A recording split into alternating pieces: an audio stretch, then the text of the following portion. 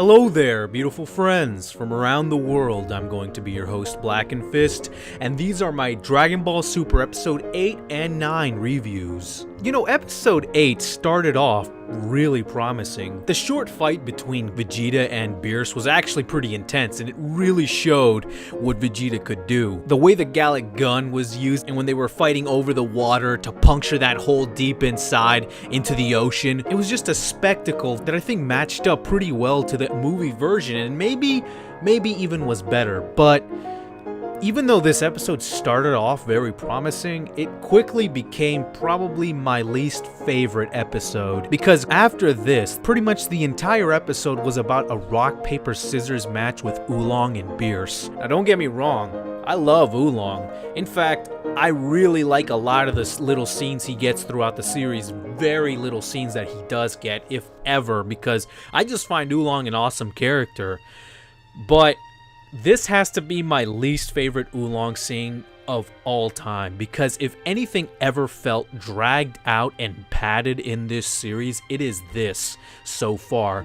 People have complained earlier about episodes like episode 4, for instance. People have said nothing happened in that episode, not much was going on, or people have been complaining about previous episodes, and I always didn't think so, because in episode 4's case, most of that was Pilaf and his introduction. This is the first time we're seeing Pilaf in this series, so I think it is warranted to spend a little time with him. I don't think that's nothing. Now granted, there are some things that maybe are a bit too padded, but this episode took it to the extreme in my case, because they really stretched out this rock, paper, scissors scene, which pretty much became the whole episode. And quite honestly, it wasn't that funny, and it took way too long to get resolved, just so that Oolong could lose and Beerus could decide to destroy the Earth anyway. I mean, they could have added other gags in this episode, not just use one gag for the whole thing.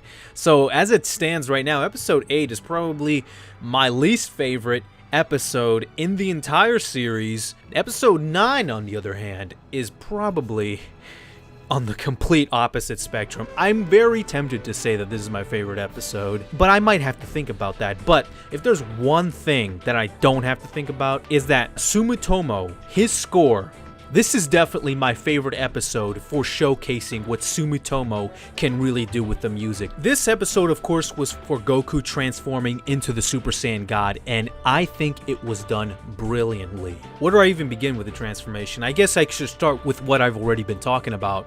Sumitomo's music is amazing. I am digging his soundtrack. I was already loving the music that he had been doing before in Super, but I think he took it to another level, because his music communicated this was a god being introduced in the series. It was godly. That music, that is the way a god should be introduced, and that music conveyed that message so well. This transformation sequence just screams introducing a godly presence, which is something that I honestly think was lacking in the film, because in the film they give you this very quick explanation, then they quickly do it, and then boom, Goku's a god, but you don't really get the sense that Goku is a god. But in this, with the support of the music, with the support of the light show and the raining and the chorus in the background, and then when it's finally over and it gets a little bit more tranquil, you get the sense this is a legitimate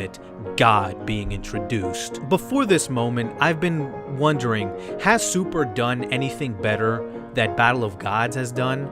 And honestly, I would have to think about it. Did Super do any of the scenes better than Battle of Gods? But I don't have to think about this. I legitimately think that Super did the God transformation better than the movie. It gave it more justice. It gave you a better scope of what the God transformation is. And I think that had a lot to do with a lot of things.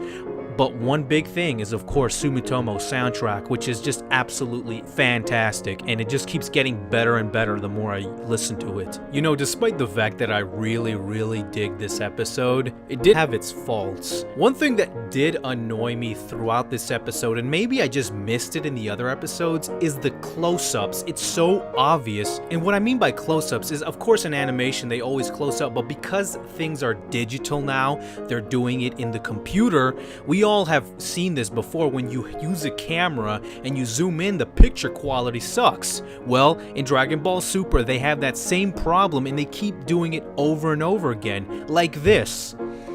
You see how the video just looks a tad bit more shitty? Well, that's the kind of stuff they were using in this episode. I get it, they might not have the biggest budget in the world, but can't they cut corners in a way that's less obvious and something that I could overlook? Because man, that was annoying. But anyway, guys, I'm very curious to see how they're going to handle the God fight. There have been a little shaky things that I think Super has done so far, but I hope they avoid most of that. But anyway, until next time, guys, until more of these reviews, until episode 10, I'll be Blackenfist, and I'm out, man.